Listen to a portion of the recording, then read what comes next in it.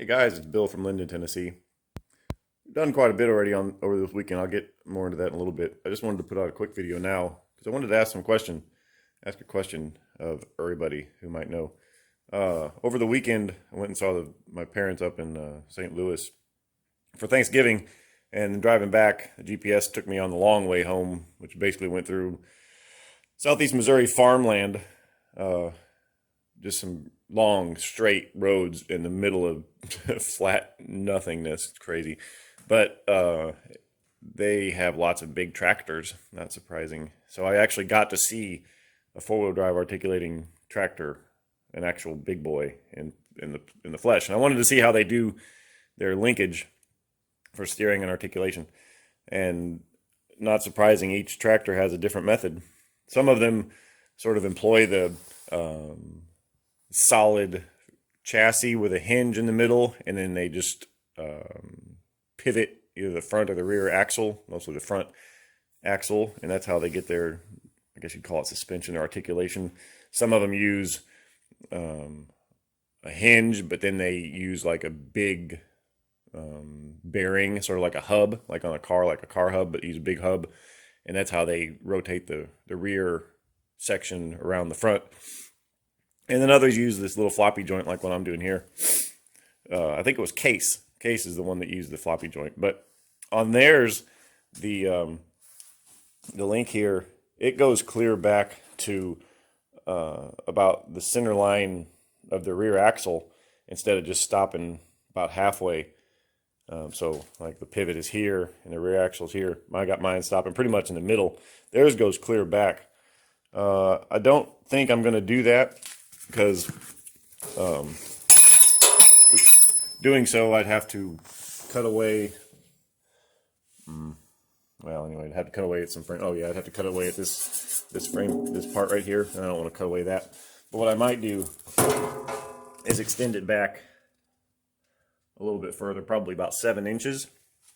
I don't know that it'll make any difference as far as the performance of the machine, but aesthetically, it'll clean this up a lot, and it'll get this underneath of there so you can't see this anymore. What I can do is I could just plate this. I could just put a piece of sheet metal on top of here and then just have some screws so I can undo the sheet metal and remove it if I need to, and it'll just make this look nice. And instead of covering this, this will just kind of be a feature that sort of hangs out that you can see.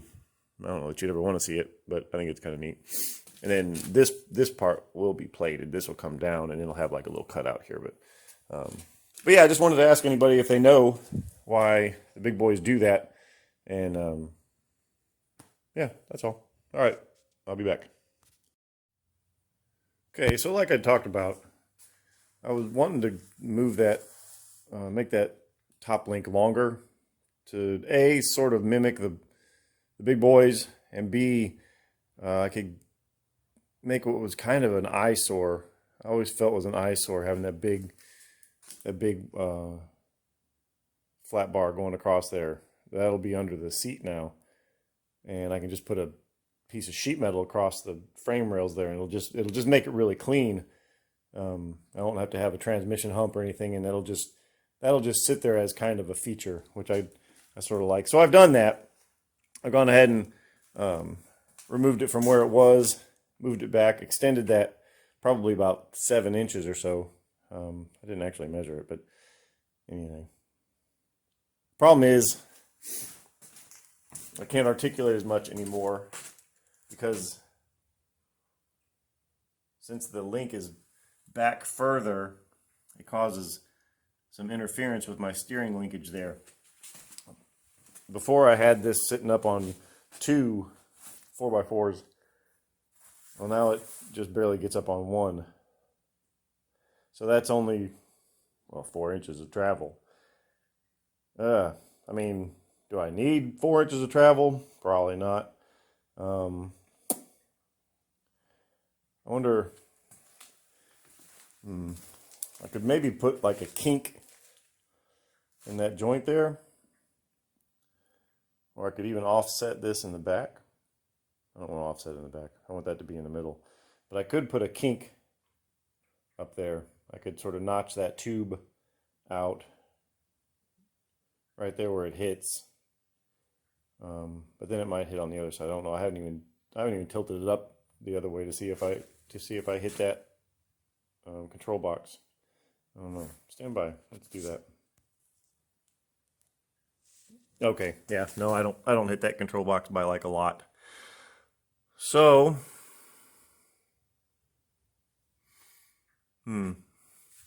aesthetically, I think this is a good move. Articulation wise, how much do I need really? Like, how much does a normal tractor have? I don't know. I should probably go out in the shed down there and see how far up that the front axle twists. But at any rate, what I'm going to do to limit this movement is I'm going to get a piece of bar here, and I'm just going to weld that like right here. I'm going to weld it like right here. You know what I mean? I don't know how to do it. It'd be like that, whatever. But it'll be welded to this plate right here, and then likewise one over here, and then that'll just limit the up travel, or the side, effectively side to side travel, and the mechanical stop will be the frame hitting that bar. And as long as it's hitting kind of right here, it's pretty unlikely to bend anything, probably. So I'm gonna noodle on this for a little while. But anyway, let's talk about other stuff. What have I done? I got the grill panel off and apart. I need to find a sandblaster. I'd like to get this all cleaned up while I got it apart. But I got a little radiator, a little transmission cooler. Just got that off of Amazon or Summit or whatever. Just a Durali little dude, and that'll fit nicely right there. The way I'm going to do that is I've got some little blocks, some little like 3/4 by 3/4 flat bar, and I'll just mount that up right there, and then I'll just make some sort of brackets that extend and hold on to that top part right there. Just tap straight into this cast iron. That'll be fine. So yeah, so I did that and found a home for the controller. So the controller lives right there now. It's just a simple, this is angle, and it's drilled and tapped to accept these, oops, up here. It's drilled and tapped to accept these bolts going through. And then down here, it's just welded to another piece of angle that kind of goes over the side, and it goes down, you know, that far, and it welds on there pretty good. So that's nice and solid, not going anywhere. I thought I might need to put a diagonal, but I don't think I'm gonna need that anymore. And then also, this is a bit less exciting because I don't have the hood on there now to show you, but that's my DC-DC converter, and just mounted it right there above all this stuff, and then it's got just obviously a bracket holding it up, and then this part here mimics the inside of my hood, so the hood comes down and it sits right here, so it's a nice solid place for the hood to sit. And then there's some overlap, so this hood sits about where that line is, and then there's overlap, so this will be the front part of the body work. And then I can run a piece of, just another piece of 16 gauge or 1/8 inch steel just down there and have a tab on it. And then likewise, I can have a tab sticking out of here and have a tab sticking out of here. And then that'll just be 3 sort of mid bolts, because at some point I want to have this all covered. I want to have it all covered. So this is as weather resistant as I can have it. So if I park this thing out and it starts raining, all my stuff doesn't get soaking wet. And if I cover it in, then that should be good enough. And if the hood overlaps my side panels, then, I mean, you know, water really can't get in. So yeah, so there's that. And then battery, 12-volt battery is going to live right there. So that'll be pretty cool. And, oh, let's put it in there. Let's put it in there and show you. So yeah, 12-volt battery is going to live kind of right there. And then my little fuse block sort of conveniently fits right there. So that's kind of nice. When this thing's turned, stuff gets a little bit tight in there. My body work is it's gonna have to go over that, of course. So it's probably gonna come out here at an angle, and it's gonna cut straight back down to the base here. And then this will have some underneath, and it'll just cut in at an angle also. And in the back now is just going to come from underneath here and come straight down to right there. And that'll all be screwed into the side here, and it'll be, you know, removable for servicing, but mostly permanent. Yeah, and this, I just need to figure out if I want more than 4 inches of travel at the expense of some aesthetics. I got to look at this thing a lot more than I'm going to be rock crawling, so I'm kind of leaning towards leaving it as is. Now, if I really wanted to do it like the big boys do, I'd move this mount clear back here so that it's over the center line of the back axle. But the other thing I'm probably doing here is I'm probably screwing myself for later on down the road whenever I want to add some sort of an actuator for a 3-point lift, 3-point hitch back here.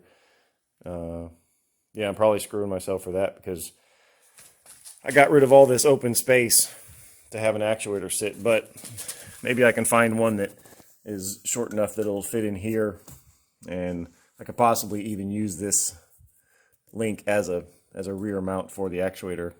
Just drop some tabs off of that link, and that'll be the rear mount for the actuator. And yeah, man, things get so dirty in a shop. Anyway, that's been my exciting weekend. Hope you all had good Thanksgiving, and yeah, we'll see you next time. Bye. Oh yeah, one other thing. I added some little stops right here. You might not be able to see them because it's, yeah, stops right there. And so that just limits how far you can steer. I mean, that's pretty basic stuff. So that's something else I did. Okay.